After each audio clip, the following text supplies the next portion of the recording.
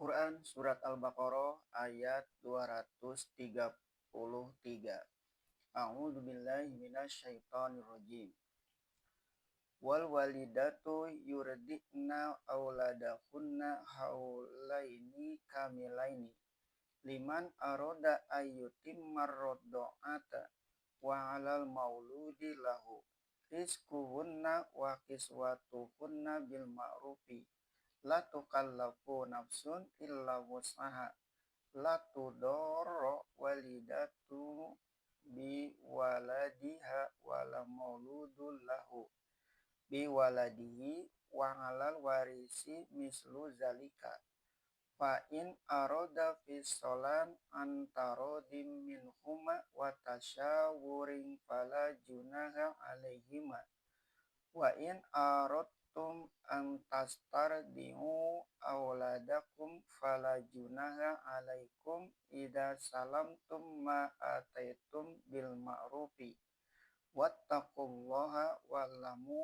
annallaha bima ta'maluna basir. Menyusui anak. Sekarang datanglah ayat menjelaskan tentang menyusukan anak. Dan ibu-ibu itu hendaklah menyusukan anak-anak mereka 2 tahun penuh, yaitu bagi siapa yang ingin menyempurnakan penyusuan. Menurut pendapat setengah ahli tafsir, ibu-ibu yang dimaksud ialah perempuan yang diceraikan suaminya dalam keadaan mengandung. Sebab ayat ini masih ada hubungannya dengan ayat yang sebelumnya, yaitu dari hal cerai. Akan tetapi, ahli tafsir yang lain menyatakan pendapat bahwa maksud ayat ini adalah umum, baik istri yang diceraikan suami maupun sekalian perempuan yang menyusukan anak walaupun tidak bercerai.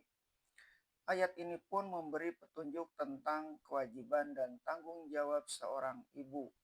Bukanlah ayat ini semata-mata cerita bahwa seorang ibu menyusukan anak. Bahkan binatang-binatang yang membesarkan anaknya dengan air susu pun tidak menyerahkan kepada induk yang lain buat menyusukan anaknya. Dan kalau penyusuan disia-siakannya, berdosalah dia di hadapan Allah. Di ayat ini bertemu pula apa yang diakui oleh ilmu ketabiban modern, bahwasanya air susu ibu lebih baik dari segala air susu yang lain. Disebut pula di sini bahwa masa pengasuhan penyusukan itu yang sebaik-baiknya disempurnakan 2 tahun. Di dalam surah Al-Ahqaf 15 disebutkan pula bahwa anak itu baru dilepaskan dari bendungan ibu setelah 30 bulan. Sebab secepat-cepat masa mengandung ialah 6 bulan ditambah 24 bulan masa mengasuh. Akan tetapi dalam lanjutan ayat yang berbunyi, bagi siapa yang ingin menyempurnakan penyusuan, teranglah pengasuhan 2 tahun itu ialah yang sebaik-baiknya bagi siapa yang ingin mencapai kesempurnaan. Dan kalau ada kehalangan yang lain, misalnya baru anak berusia 6 bulan, si ibu telah mengandung pula, bolehlah masa mengasuh anak yang telah ada itu dikurangi dari 2 tahun, supaya anak yang masih dalam perut jangan tersusu.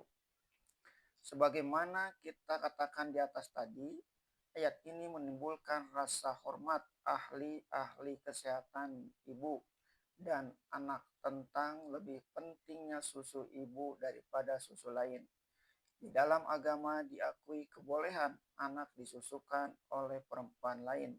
Bahkan ibu yang menyusukan itu ditentukan oleh agama menjadi ibu susu dari anak itu menjadi mahramnya dan tidak boleh lagi dinikahinya. Meskipun kejadian pada Rasulullah Shallallahu Alaihi Wasallam di waktu masih kecilnya bukanlah menjadi hujah dan syariat. Kita semuanya mengetahui bahwa di waktu kecilnya Rasulullah disusukan oleh Suwaibah, seorang hamba perempuan dari Abu Lahab, dan Halimah Sa'diyah, ibu susunya dari Bani Sa'ad. Sungguh pun demikian, ada juga di kalangan ulama-ulama yang kuat menjaga kesucian darahnya, tidak mau membiarkan anaknya disusukan oleh perempuan lain yang tidak dikenal keagungan budi perempuan itu. Diceritakan oleh ahli-ahli sejarah tentang riwayat Imam Al-Haramain, ulama mazhab Syafi'i yang masyhur, guru dari Imam Ghazali. Ayah dari Imam Al-Haramain itu bernama Abu Muhammad Al-Juwaini. Kerjanya di waktu mudanya ialah menyalin kitab-kitab ilmu pengetahuan dan menerima upah dari penyalinan itu. Beliau pun seorang alim besar. Setelah terkumpul oleh beliau uang dari upah menyalin kitab-kitab itu, dapatlah beliau membeli seorang budak perempuan. Budak itu sangatlah soleh dan taat beribadah, sehingga suaminya yang alim itu sangat berbahagia beristrikan dia. Maka mengandunglah dia dan lahir seorang anak laki-laki yang diberi nama Abdul Malik. Setelah anak itu lahir, Abu Muhammad memesankan dengan sangat kepada istrinya itu supaya jangan dibiarkan ada perempuan lain yang sampai menyusukan anak itu. Dan pesan suaminya itu sangatlah diperhatikannya. Pada suatu hari dia ditimpa sakit sehingga air susunya kering dan anak kecil itu menangis kehausan. Tiba-tiba masuklah ke dalam rumahnya seorang perempuan tetangga yang kasihan mendengar tangis anak itu. Lalu diambilnya dan disusukannya sedikit. Tiba-tiba Abu Muhammad datang dan masuk ke rumah. Beliau lihat anaknya disusukan oleh perempuan lain. Melihat itu, hati beliau tidak senang dan perempuan itu segera mengundurkan diri. Beliau segera mengambil anak kecil itu dan menunggingkan kepalanya dan mengorek mulutnya sampai anak itu muntah, sampai air susu perempuan lain itu dimuntahkannya. Beliau berkata, "Bagiku tidak keberatan jika anak ini meninggal di waktu kecil daripada rusak perangainya karena meminum susu perempuan lain yang tidak aku kenal ketaatannya kepada Allah." Anak itulah yang kemudian terkenal dengan Imamul Haramain Abdul Malik Al-Juwaini, guru dari madrasah-madrasah Naisabur dan salah seorang yang mendidik Imam Ghazali sampai menjadi ulama besar pula. Kadang-kadang sedang mengajarkan ilmunya, pernah beliau marah-marah, maka berkata dia setelah sadar dari kemarahannya bahwa ini barangkali dari bekas sisa susu perempuan lain itu yang tidak sempat ia muntahkan. Sebab itu susu ibulah yang terutama. Kabarnya konon Ratu Elizabeth II, ratu besar dari kerajaan Inggris, tetap menyusukan putra-putrinya, kecuali kalau sakit. Niscaya apa boleh buat, dipakailah susu sapi atau susu kambing. Akan tetapi, kalau hanya menuruti laga perempuan modern yang takut susunya akan lisut atau kempes, lalu enggan menyusukan anaknya, nyatalah bahwa jalan pikiran perempuan itu tidak lagi dari lingkungan agama. Seorang sarjana kenamaan, Dr.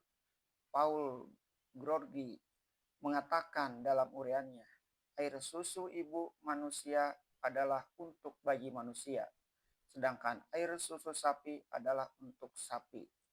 Dikemukakannya pendapat tersebut di atas adalah sehubungan dengan adanya kenyataan bahwa penggunaan air susu ibu untuk anak manusia dewasa ini mulai kurang populer.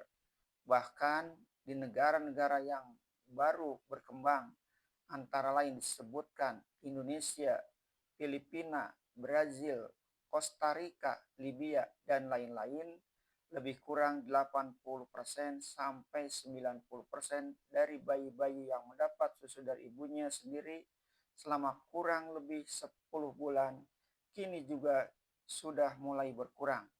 Bahkan di negara-negara yang sudah maju seperti Amerika Serikat misalnya, di sana cuma 12-25% saja anak-anak bayi yang menerima susu dari ibunya sendiri.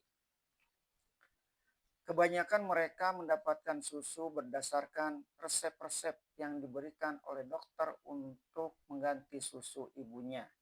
Padahal dikatakan oleh sarjana tersebut bahwa penggunaan susu yang bukan susu ibunya bagi anak-anak bayi mempunyai kemungkinan yang sangat membahayakan bagi kesehatan si bayi.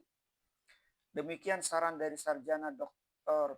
Paul, seorang profesor dalam pediatrics pada Rumah Sakit Umum di Philadelphia. Semoga pernyataan tersebut mendapat perhatian dari ibu-ibu di Indonesia bahwa sesungguhnya susu manusia adalah untuk manusia, sedangkan susu sapi adalah untuk anak sapi. Disalin dari majalah Slekta nomor 257, Penjuru Angin.